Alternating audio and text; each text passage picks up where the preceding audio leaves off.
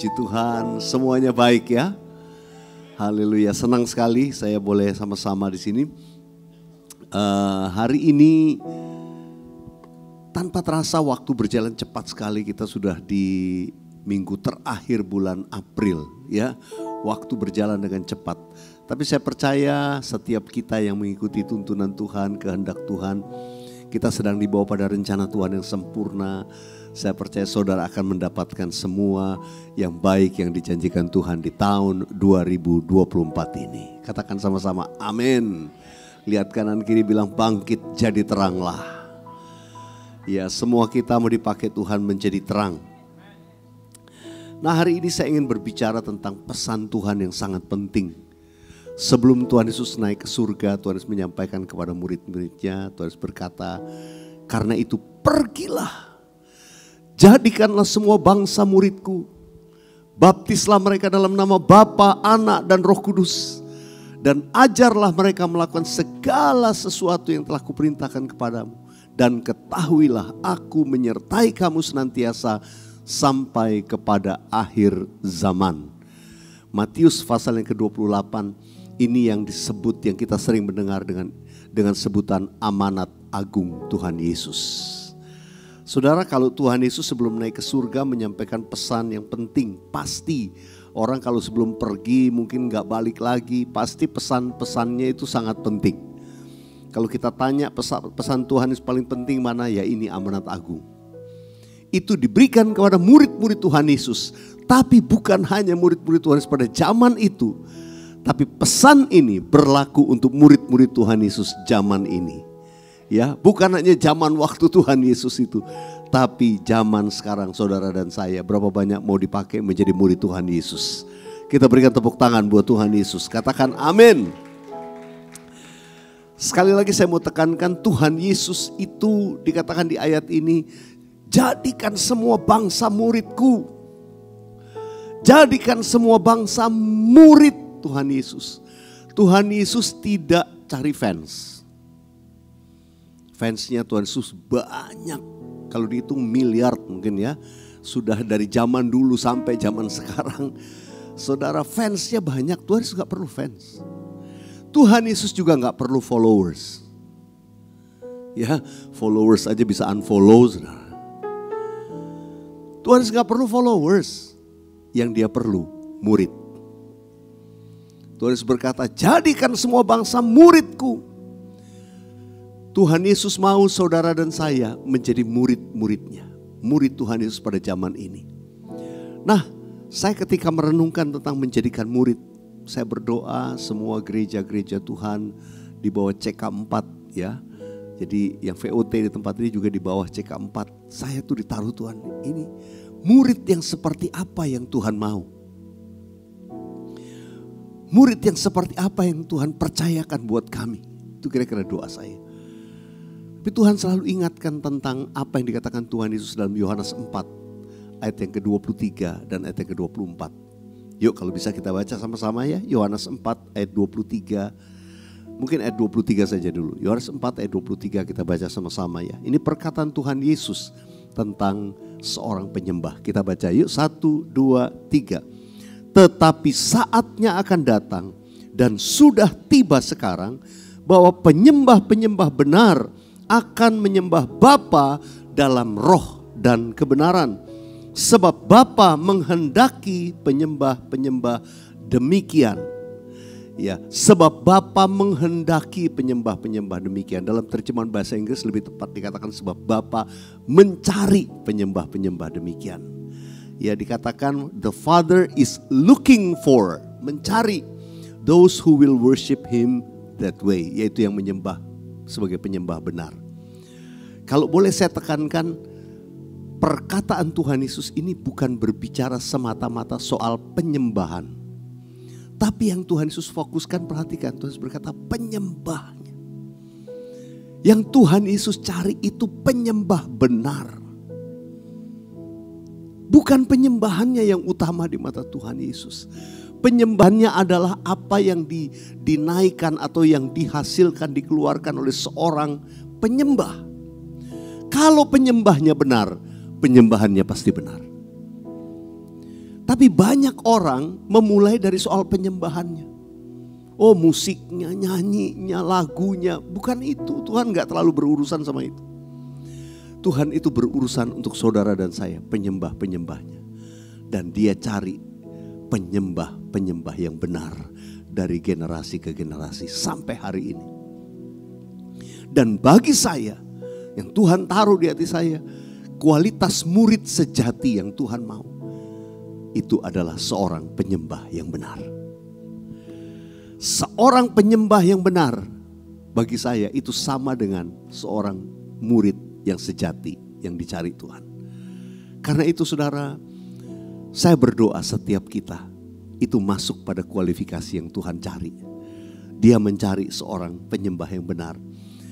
Tadi ada beberapa quotes yang saya sebutkan ya, termasuk yang tadi saya katakan, seorang penyembah benar adalah mereka yang melakukan penyembahan yang benar. Seorang penyembah benar adalah mereka yang selalu mau berada di hadirat Tuhan. Itulah penyembah yang benar. Seorang penyembah itu adalah orang yang merindukan hadirat Tuhan dalam hidupnya. Yang namanya seorang penyembah worshipers adalah orang yang betul-betul memang mau bagian hidupnya, tujuan hidupnya, keberadaannya adalah ya untuk menyembah Tuhan. Namanya juga penyembah. Kerinduannya adalah selalu untuk menyembah Tuhan. Saya senang karena kata penyembahan atau kata worship di dalam bahasa Yunani yang paling banyak digunakan di dalam Alkitab bahasa Greka, Yunani, Alkitab Perjanjian Baru maksud saya. Kalau Perjanjian Lama itu bahasa Hebrew, Ibrani. Perjanjian Baru itu bahasa Yunani, bahasa Greek. Nah, di dalam bahasa Greka, kata yang paling banyak digunakan di Perjanjian Baru yang diartikan worship itu adalah kata proskuneo. Kata proskuneo. Kata proskuneo itu digambarkan, dikatakan itu seperti anjing menjilat tangan tuannya. Itu arti kata dasarnya. Kenapa? Karena kata proskuneo itu sebetulnya dari dua akar kata. Bahasa Yunani suka pakai cara begitu. Kata pros dan kata kuon. Kata pros itu artinya sebuah kedekatan, keintiman. Kata kuon itu artinya anjing. Jadi unik sekali kata ini. Kenapa kata worship diibaratkan seperti anjing kepada tuannya? Karena memang demikianlah. Worship itu dikatakan seperti anjing mencilat tangan tuannya. Tanda dia mau menyatakan kasih kepada Tuhannya. Saudara, penyembahan yang sesungguhnya adalah sebuah pernyataan kasih. Sebuah ungkapan kasih yang kita mau naikkan kepada Tuhan. Itu penyembahan. Jadi orang-orang yang senang untuk menyatakan kasihnya kepada tuannya, kepada Tuhan. Kalau anjing kepada tuannya. Itulah yang disebut penyembah. Itulah worshiper. Kalau saudara sayang anjing, saudara ngerti arti kata ini. Ya, saya sama istri saya sayang anjing. Kami punya peliharaan anjing Labrador, ada 3 ekor di rumah. Itu mereka tuh waduh lengket sekali sama saya sama Ibu Maulin. Kemana-mana kami mau diikutin. Kalau kami pergi, aduh sedihnya luar biasa. Kalau kamar kami di atas, tapi kalau koper udah turun, itu artinya kami bakal pergi lama. Apalagi yang turun koper besar. Langsung pada merunduk semua, sembunyi di bawah meja, tertunduk. Tuannya mau pergi lagi berarti. Itu sebuah kesedihan buat mereka. Tapi hari-hari kalau dari pagi itu, saya sama istri sudah disambutnya, sukacitanya mereka. Kalau saya bawa jalan pagi, mereka bangganya. Seolah-olah mereka ini anjing paling hebat sedunia. Kenapa? Karena jalan sama tuannya, bangganya. Itu kalau sudah sama tuannya dia dekat selalu. Ya ada yang favoritnya saya, ada yang favoritnya istri saya. Selalu nempelnya di kaki, kadang-kadang dia taruh kepalanya di kaki. Kalau merayu kakinya dinaikin ke atas. Saya melihat itu dan saya berkata kepada istri saya, memang kalau kita lihat ya benar kata proskuneo. Seolah-olah tidak ada kerinduan kebahagiaan yang lebih dalam hidupnya. Itu selain berada dekat dengan Tuhannya. Saya mau katakan, that is worship. Itulah penyembahan, very simple. Penyembahan bukan sesuatu yang karena kita pintar nyanyi, kita pandai nyanyi, lalu kita bisa jadi penyembah. Tidak demikian. Saya belajar tentang penyembahan, puji Tuhan, saya belajar tentang worship. Pertama-tama, itu bukan dari pengajaran seorang guru, seorang pengkhotbah atau pengajar tentang worship, seorang worship leader hebat, enggak. Ketika belum lama saya bertobat kenal Tuhan, saya ikut aktif di kampus. Kebetulan di kampus kami ada badan pelayanan yang masuk juga, ikut membina gitu ya, kerohanian. Jadi saya ikut dimuridkan. Walaupun ini ya bukan sekolah Alkitab, bukan. Ya saya sekolah di ITB di Bandung. Tapi di situ saya ikut pemuritan, kelompok pemuritan tiap minggu. Kami ikut pemuritan, belajar ya. Setiap minggu selalu ada ayat hafalan baru. Nah saya ingat ada satu minggu, itu minggu Paskah. Ayat hafalan saya Yohanes 4 ayat 23, 24, 2 ayat. Jadi setiap hari selama minggu itu pasti ayat ini tuh ada kertas kecil, tulisan ayat itu ditaruh di kantong, kemana-mana dibawa. Untuk selalu di memorize sambil hafal. Jadi saya udah hafal ayat ini sudah lebih 40 tahun yang lalu. Udah hafal ayat ini. Jadi saudara, saya ingat itu minggu Paskah. Hari Sabtu saya tuh diajak sama kakak rohani saya melayani di satu panti sosial. Anak-anak yatim piatu, anak-anak terbelakang mental. Ya saya disuruh bawa gitar. Bagian saya main gitar.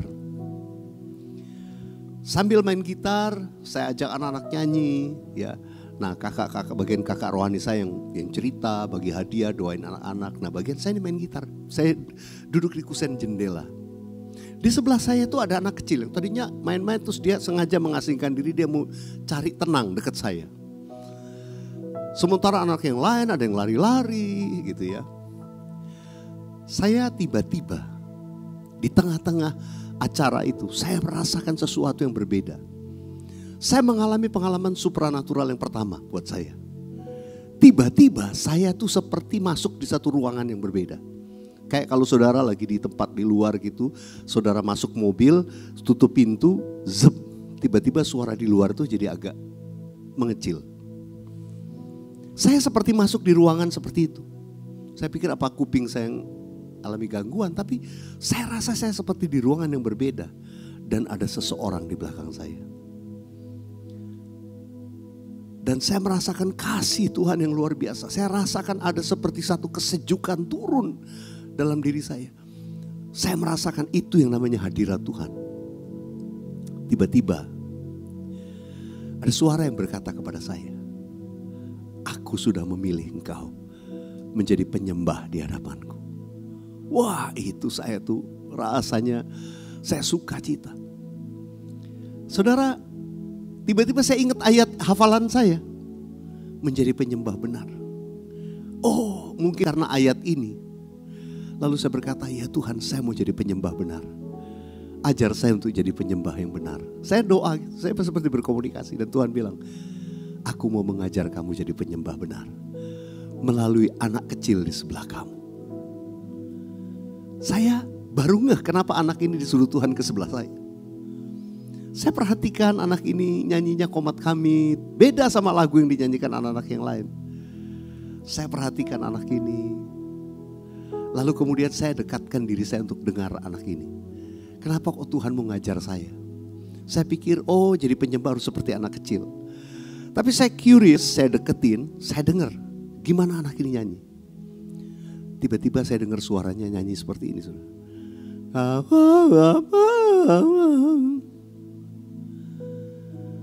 Sudah tahu, saya baru realize saat itu bahwa anak ini bisu tuli. Anak ini gak bisa ngomong, apalagi nyanyi. Dia tidak masuk hitungan kita soal nyanyi. Suaranya fals total. Dia gak bisa ngikuti kata-kata lagu seperti anak-anak lain. Tapi tiba-tiba Tuhan berkata kepada saya, aku berkenan kepada penyembahan anak ini. Itu saya seperti tertempelak seketika. Saya pikir menjadi penyembah benar, Oh, karena saya bisa nyanyi, saya bisa main musik, saya melayani. Itu baru awal-awal pelayanan saya. Saya pikir, wah dengan ini saya jadi worshiper, saya jadi penyembah benar nih. Saudara, enggak. Tiba-tiba saya seperti dielus, saya rasakan kasih Tuhan. Dan Tuhan berkata kepada saya, kalau aku berkenan kepadamu, bukan karena suaramu, bukan karena musik, tapi karena aku lihat hatimu. Menjadi penyembah itu bukanlah hak istimewa orang-orang yang pintar nyanyi atau bisa main musik. Bukan. Salah besar. Menjadi penyembah adalah panggilan Anda dan saya semua, tidak terkecuali. Kita beri kemuliaan buat Tuhan Yesus. Seringkali kita manusia itu menilai sebuah penyembahan itu berdasarkan apa yang kita dengar oleh telinga jasmani. Saya beberapa minggu lalu saya ingat, saya terima belas dari teman lama saya. Teman waktu saya masih kuliah juga udah sama-sama melayani. Kita ada di grup teman-teman mahasiswa dulu. Tapi tiba-tiba dia WA saya pribadi. Jarang-jarang biasanya kalau ucapin selamat. Dan dia belas sebuah kesaksian yang sebetulnya saya udah dengar udah lama. Tapi mungkin dia pikir ini related, jadi dia kirim lagi ke saya. Waktu dia kirim ke saya baca. Saya baru nggak, oh Tuhan ini lagi ngomong sama saya. Pas saya lagi cerita tentang bulan ini saya mau membagikan tentang hal ini. Langsung saya ngerti, oh ini maksud Tuhan. Saudara, cerita yang dikirim ke saya adalah kesaksian seorang worship leader wanita di Amerika. Ini kejadiannya sudah mungkin 2-3 dekade yang lalu. 2 dekade lalu. Pertama saya dengar kesaksian ini. Wanita ini satu kali dia meninggal dunia. Kemudian dia dibawa naik ke surga. Dia diperlihatkan oleh malaikat Tuhan. Dibawa, dia diperlihatkan bukan keadaan neraka, enggak. Dia tiba-tiba diajak melihat apa yang terjadi pujian penyembahan di dunia, karena dia kan worship leader. Dia seperti dikasih pertunjukan, nih kamu lihat, inilah kamu kan mimpin pujian, ini kamu lihat nih di gerejamu, kayak ini kamu lihat di gereja-gereja. Dia diperlihatkan, wah puji-pujian yang semarak termasuk di gerejanya, wah lightingnya bagus, sound systemnya bagus, wah semua yang melayani semarak sekali. Cuman dari beberapa yang dia lihat tuh dia bingung, kenapa? Dia cuma lihat gambar tok. Sama seperti kalau nonton TV, saudara lihat, wah ada pertunjukan bagus, lightingnya, orang nyanyi, ada yang nari. Tapi volumenya di mute. Saudara cuma seperti lihat gambar, gak ada suaranya. Lalu kemudian dia dibawa lagi, melihat sebuah ibadah paduan suara. Wah ini termasuk gereja yang mungkin masih pakai paduan suara, nyanyi. Dia lihat ada sekitar 30-an orang paduan suara. Tapi waktu mereka nyanyi dia kaget. Kok suara yang terdengar cuma suara 2 orang? Suara yang lain mana gak kedengeran? Kemudian dia dibawa lagi. Melihat satu pujian penyembahan yang sederhana di rumah yang kumuh. Orang mungkin gak kelihatan di pedalaman. Orang gak pakai alat musik yang bagus, cuma pakai gitar, pakai gendang. Tapi dia bisa jelas dengar suara orang sedang menyembah Tuhan. Di situ dia bertanya, kenapa ini bagus-bagus tapi saya gak bisa dengar suaranya? Malaikat Tuhan berkata kepada dia, apa yang didengar di surga hanyalah nyanyian yang keluar dari hati seorang penyembah yang benar. Saudara, judul tulisan itu berkata, jangan sampai ibadah kita menjadi sia-sia. Seolah-olah keren menurut dunia. Keren seperti yang kita lihat. Tapi surga gak denger. Saya pernah masuk di sebuah ibadah di salah satu kota, saya lupa nama kotanya, kota pedalaman di daerah China. Katanya ada umat Tuhan ibadah, saya jalan nggak ketemu, baru ketemu satu. Mungkin itu yang disebut dengan ibadah underground. Saudara, saya udah membayangkan nanti di sana, wah kalau saya disuruh nyanyi, mau nyanyi lagu apa, udah mikir begitu ya. Tapi dari luar, pas mau masuk ke dalam, dari luar gak kedengeran apa-apa. Tapi begitu masuk saya mulai dengar orang bernyanyi. Saya gak dengar suara musik. Saya dengar suara orang bernyanyi, orang sedang menyembah Tuhan. Itu tiba-tiba lutut saya gemetar. Mau masuk ruangan saya seperti gak tahan berdiri. Saya rasakan hadirat Tuhan begitu kuat. Waktu saya masuk, saya cuma sujud di dekat pintu. Orang sudah penuh di dalam. Gak ada alat musik. Cuma ada seperti gendang sama tamborin. Dan saudara, sampai di ruangan itu saya cuma berlutut. Saya rasakan hadirat Tuhan. Di situ gak bisa nyanyi, cuma bisa nyembah. Saudara, di situ saya rasakan, ya Tuhan. Kadang kita mendengar sesuatu apa yang senang menurut telinga kita. Berapa banyak juga orang yang masih terganggu kalau dengar orang bahasa roh terlalu kuat panjang-panjang. Dan seolah-olah bahasa roh, aduh gak enak bahasa roh, ini sesat. Makanya orang bilang sesat. Kenapa? Karena gak enak di telinga. Dan kita juga gak ngerti. Tapi Alkitab mengajar kita. Dan waktu kita menyembah dalam roh, yang ngerti bukan dunia, yang ngerti surga yang ngerti. Tuhan yang ngerti, Tuhan yang dengar. Dan kalau itu keluar dari hati, nyanyi itu naik ke surga, Tuhan tahu. Karena itu saudara, hari ini saya mau mengajak kita mengambil sebuah pilihan. Tuhan, saya mau jadi penyembah yang benar.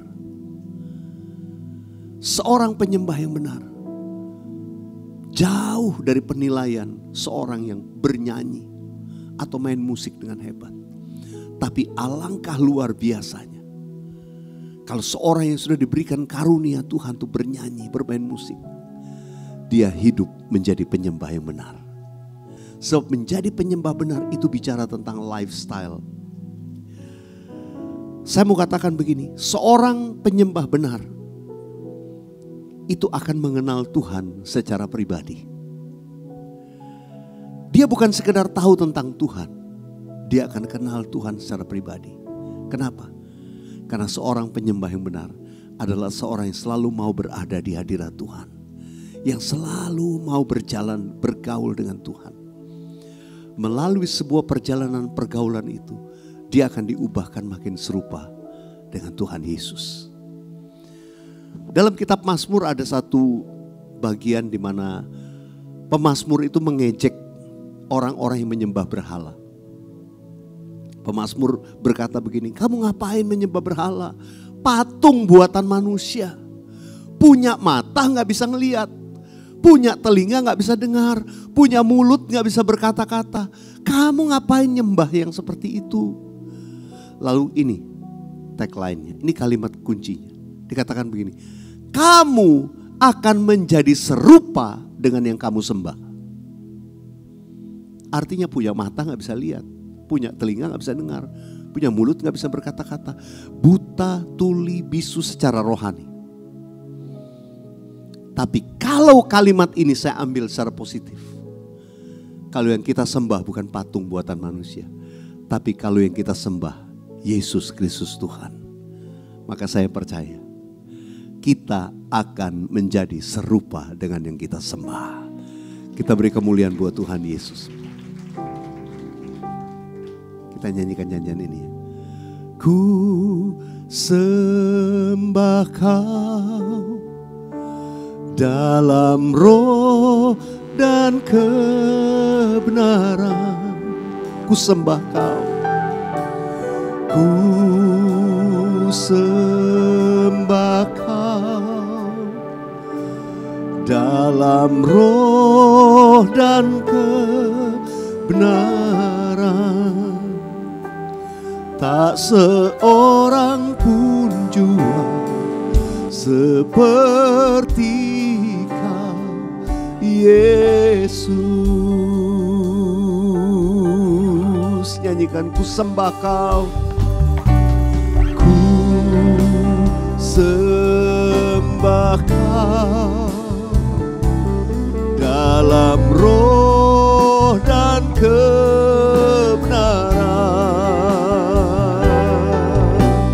Ku sembah Kau dalam roh dan kebenaran. Tak seorang pun juga seperti Kau Yesus. Tak seorang pun jua, tak seorang pun jua seperti Kau Yesus.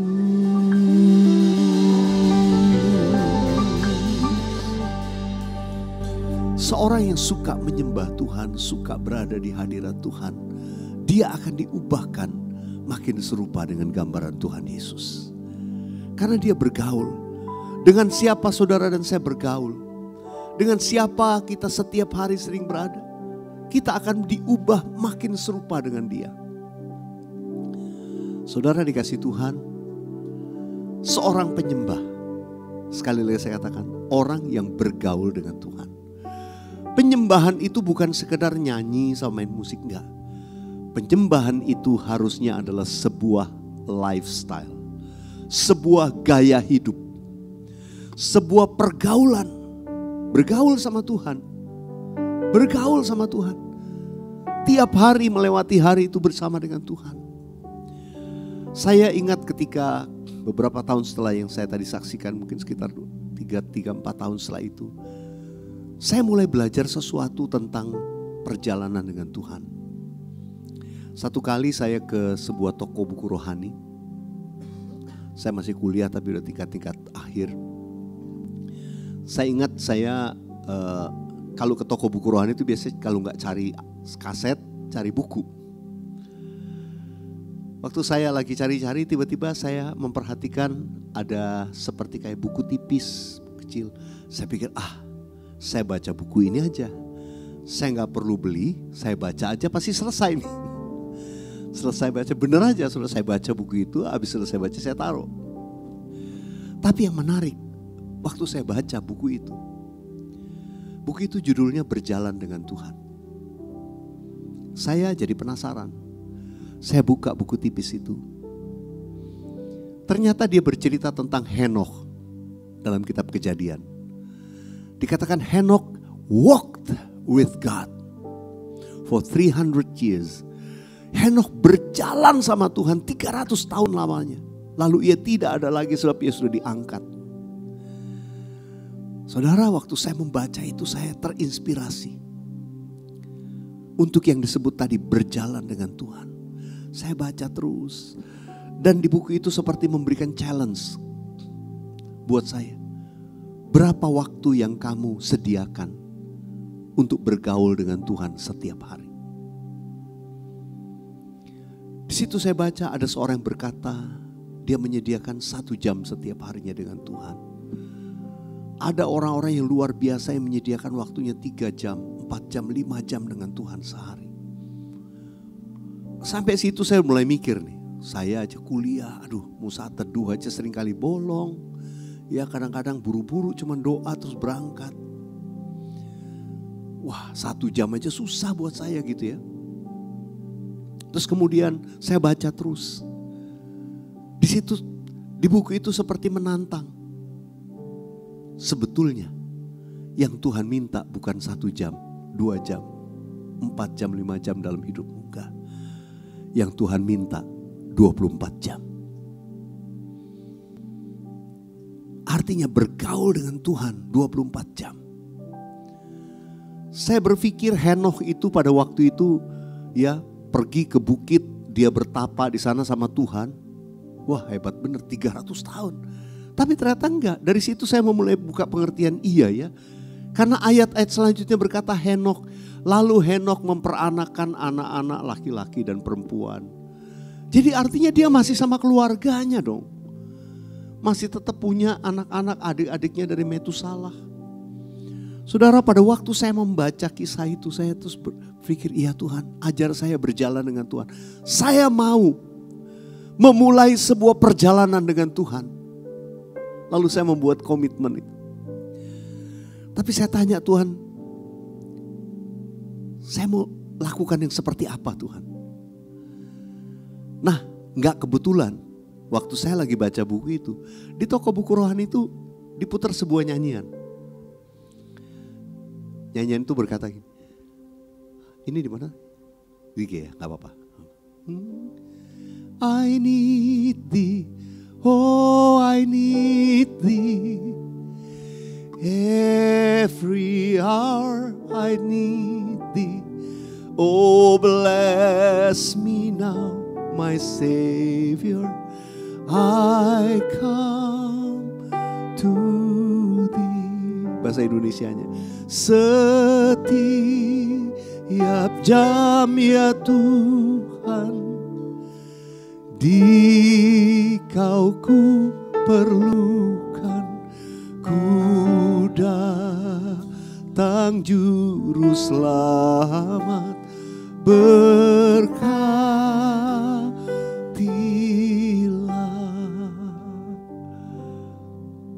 Saya percaya nyanyian itu gak kebetulan.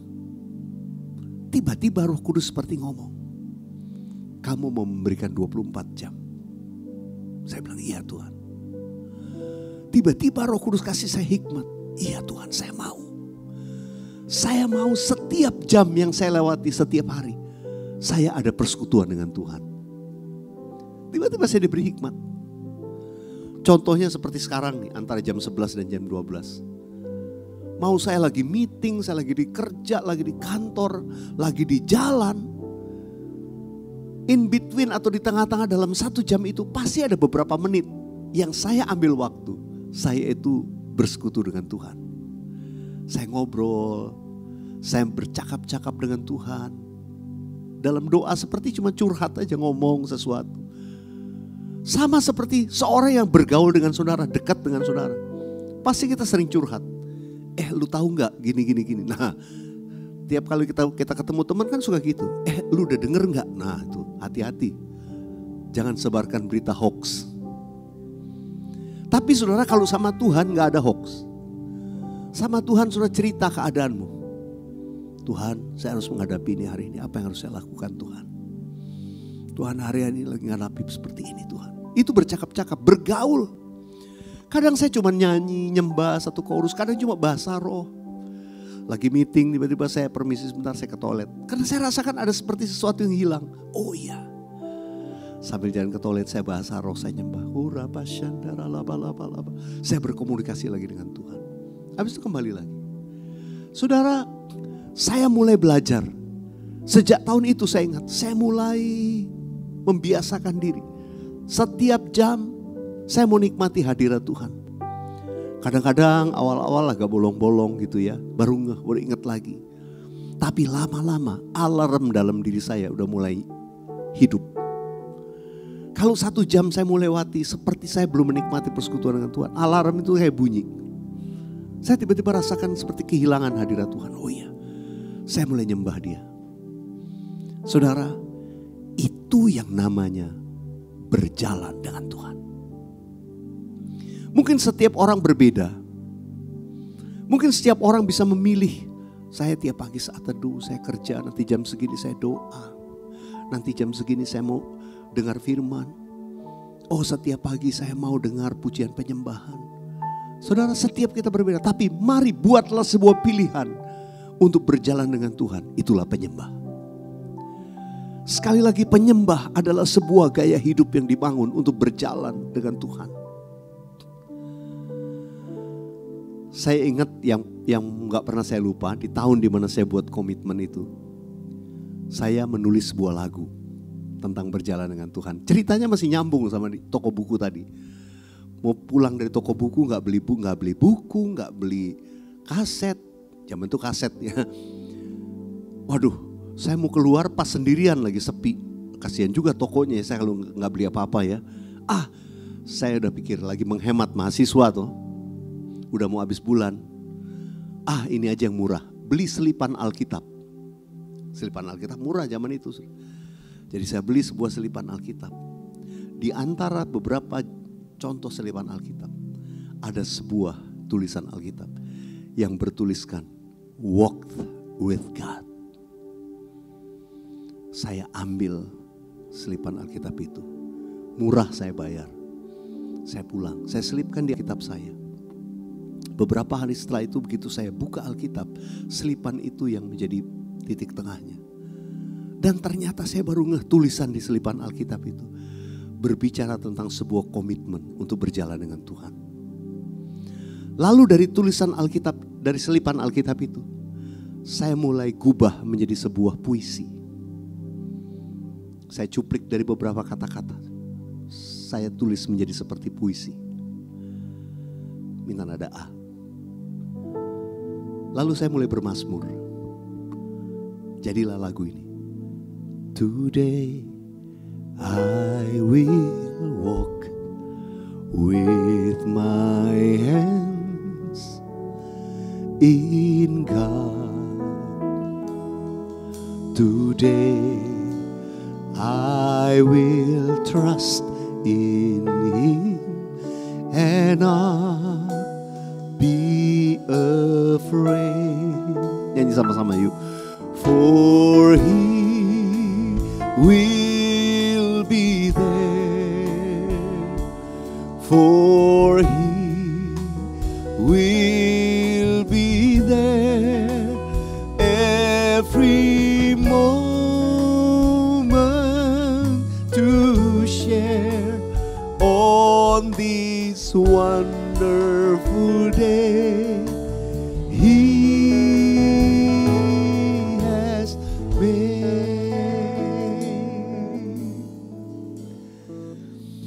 Saya ingat waktu saya perdengarkan lagu ini, istri saya, ya waktu itu masih pacar saya, suka banget lagu ini. Ya Ibu Molin.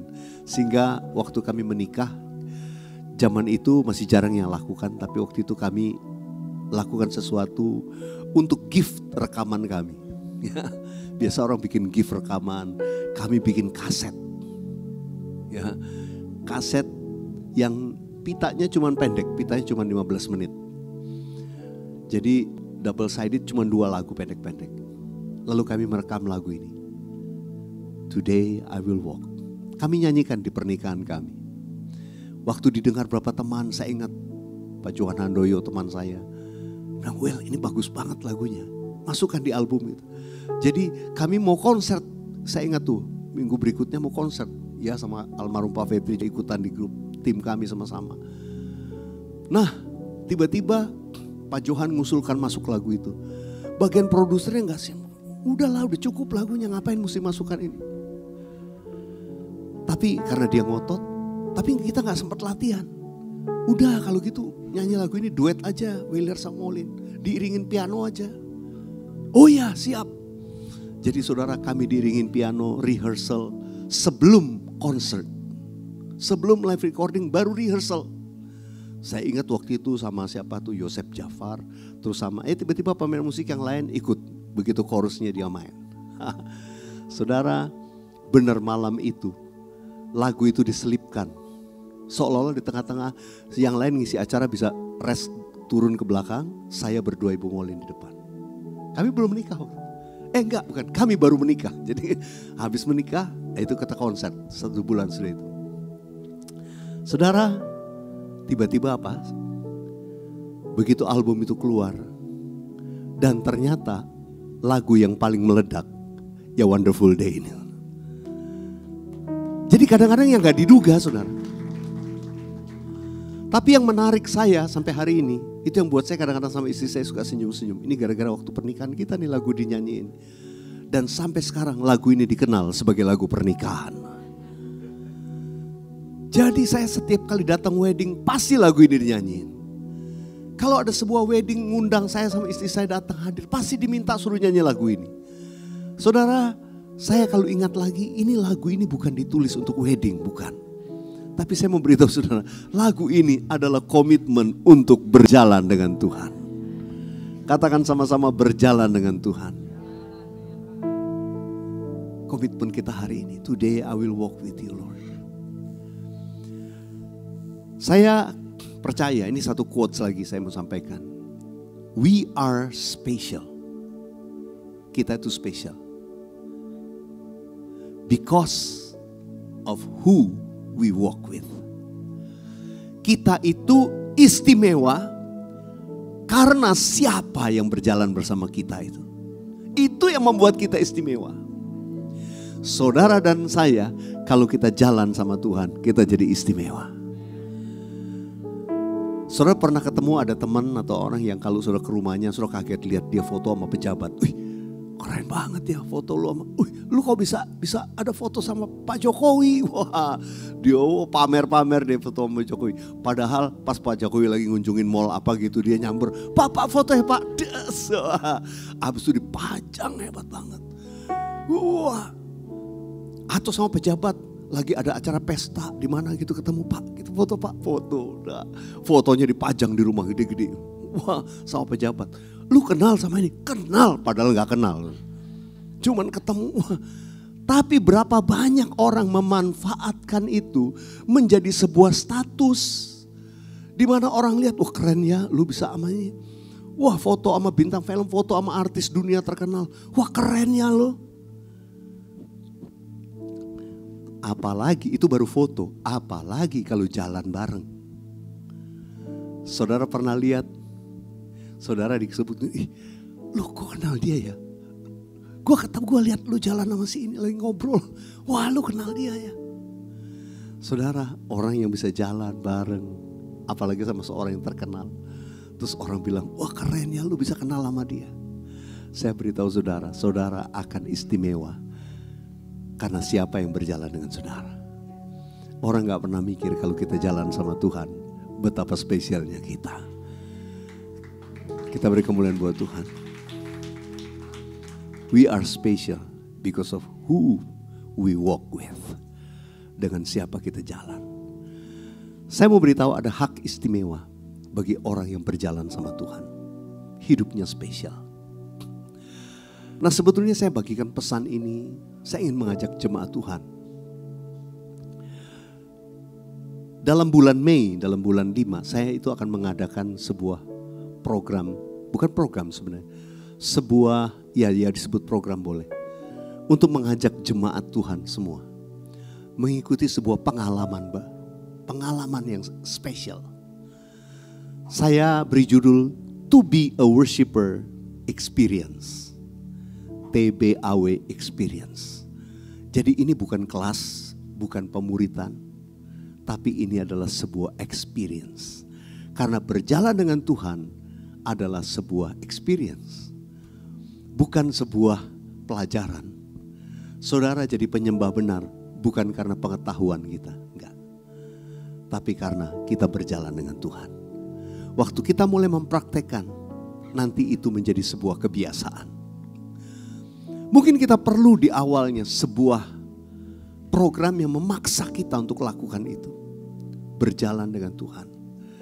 Saya membuat paket TBAW Experience ini dalam 1 bulan. Dan ada 4 kali kita mendengarkan sebuah pelajaran melalui mimbar atau melalui Zoom. Ini saya akan lakukan itu melalui Zoom juga. Nanti sudah direkam. Ada paket pertama, kedua, ketiga, dan keempat. Setiap minggu. Sesudah itu, nanti setiap hari dalam minggu tersebut, kita akan di follow up setiap hari. Dengan nanti ada video singkat dari saya. Ya, video model reels lah, cuma 1,5 menit, 2 menit gitu. Lalu kemudian juga dengan ada pesan firman Tuhan, ada quotes, ada komitmen, dan ada doa. Saudara ikuti itu setiap hari. Dan setiap hari kita mencatat apa yang Tuhan berbicara, apa yang jadi pengalaman kita dengan Tuhan. Kalau ada hal yang khusus kita catat, kita tulis di situ. Dan itu berlangsung Senin sampai hari Sabtu. Sampai nanti Minggu kita ketemu lagi dengan pelajaran yang kedua. Lalu kemudian nanti setiap hari Senin sampai Sabtu kita akan terima lagi. Melalui WA tentunya. Dan saudara gak perlu datang buang waktu kemana, enggak. Saudara cuma komitmen saja. Saya mau jalan sama Tuhan. Saya mau berjalan dengan Tuhan. Karena pengetahuan itu terbatas. Bulan depan saudara juga udah lupa apa yang saya ngomong. Tapi ketika saudara masuk dalam experience ini, itu akan memaksa kita. Iya, saya mau jalan sama Tuhan. Dan mulai ada setiap minggu kita menghafal sebuah ayat. Kita buat komitmen. Iya, bulan Mei biar menjadi bulan di mana saya mau jalan sama Tuhan. Saya berdoa jemaat VOT juga ikut serta. Yang siap katakan amin. Yang siap katakan yes. Nanti setelah 4 minggu ya berjalan, nanti sampai kepada sudah semua yang mengikuti selama 1 bulan itu. Dengan jadwal yang lengkap saudara ikuti. Dengan komitmen yang dijalani sama-sama selama 1 bulan. Nanti kita ketemu di gereja. Semua yang sudah mengikuti itu akan terima sesuatu yang khusus spesial dan juga didoakan di depan. Nanti kalau ada jemaat-jemaat baru lagi, nanti 4 atau sampai 6 bulan lagi kita bikin lagi To Be a Worshipers Experience untuk yang belum pernah ikuti. Saudara, ini akan terus. Ini adalah awal untuk komitmen kita jadi murid. Sesudah itu, setiap mereka mengikuti ini baru ngambil komitmen, iya saya mau ikut cool. Saya mau join dengan cool ini. Saya mau join dengan cool ini. Saya berdoa waktu kita lakukan ini, kita semua dipersiapkan jadi murid yang sejati. Dan Alkitab berkata, yang menyongsong kedatangan Yesus untuk kali yang kedua, itu adalah murid yang sejati. Yang mau katakan amin, mari kita bangkit berdiri. Nanti dari gembala saudara di tempat ini, ya nanti kita akan follow up ke semua jemaat. Pastikan jemaat itu sudah terdaftar nomor WA-nya. Betul ya? Siapa ini? Talia? Udah ya, pastiin jemaat ya. Nanti supaya setiap kita kirim, semua akan terima. Saya berdoa saudara meresponi. Amin. Ya, saya berdoa semua meresponi. Dan kalau yang meresponi, saya percaya kita pasti diberkati Tuhan. Kerinduanku datang padamu, datang padamu, Allah mulia, Allah mulia, Mawar Syadon, ku cinta. Kaulah rajaku dan sahabatku, katakan. Kaulah rajaku dan sahabatku, terindah, termanis, termanis engkau bagiku. Ku sembah kau Tuhan, ku sembah kau dalam roh dan kebenaran. Ku sembah kau, ku sembah kau dalam roh dan kebenaran. Tak seorang pun jua seperti kau Yesus. Biar musik dengan lembut naikkan pujian. Mari jemaat angkat tanganmu di hadapan Tuhan. Mari yang sudah berbahasa roh sembah dalam roh sama-sama.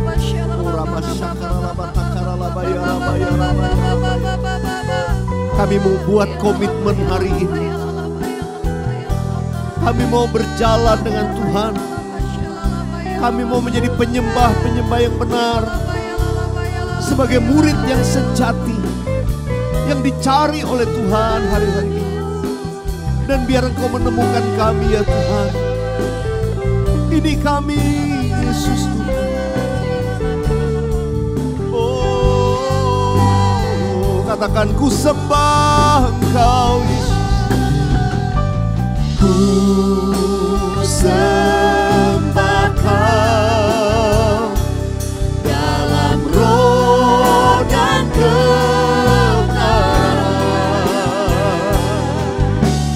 Ku sembah Kau dalam roh dan kebenaran. Tak seorang pun jua seperti Kau Yesus. Tak seorang pun jua seperti Kau Yesus. Sekali lagi katakan, tak seorang pun jua seperti Kau Yesus.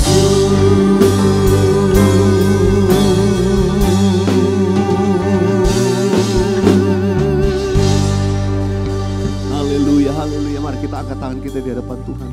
Bapak, aku berdoa biar setiap kami mengambil komitmen kami, bagian kami. Biar di bulan Mei mendatang ini kami mau masuk dalam sebuah experience to be a worshippers. Kami mau hidup sebagai penyembah. Kami mau menikmati setiap hari sebuah persekutuan dengan Tuhan. Bahkan kami memulai sebuah komitmen berjalan dengan Tuhan. Kami akan melihat perkara yang ajaib, sesuatu yang berbeda dari kehidupan kami. Tuhan akan nyatakan di bulan-bulan yang akan datang.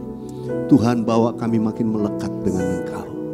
Tuhan, terima kasih. Hamba berdoa kalau ada di tempat ini, anak-anakmu sedang mengalami kelemahan, sakit, penyakit, pergumulan yang berat, pergumulan dalam rumah tangga, dalam pekerjaan usaha, pergumulan finansial, mengembalikan pinjaman, kesulitan, keadaan-keadaan ekonomi yang berat, apapun itu. Saudara, jangan ragu datang di hadapan Tuhan, di hadirat Tuhan. Kuasa-Mu mengalir Tuhan, membawa pemulihan, kelepasan, dan mujizat bagi setiap kami. Aku berdoa dalam nama Yesus, Engkau mengulurkan tangan-Mu buat setiap anak-anak. Yang lemah Tuhan kuatkan, yang berbeban berat Tuhan berikan kelegaan. Bahkan kalau ada yang sakit secara fisik, aku perkatakan dalam nama Yesus, kuasa kesembuhan terjadi. Oleh bilur Yesus, Engkau disembuhkan, Engkau dipulihkan sempurna. Terima kasih Tuhan, terima kasih. Kami serahkan anak-anak-Mu dalam tangan-Mu Tuhan. Terima kasih Tuhan, terima kasih. Bawa kami pada rencana-Mu yang sempurna. Di tahun di mana Tuhan mau kami bangkit dan menjadi terang. Demikianlah terjadi dalam hidup kami.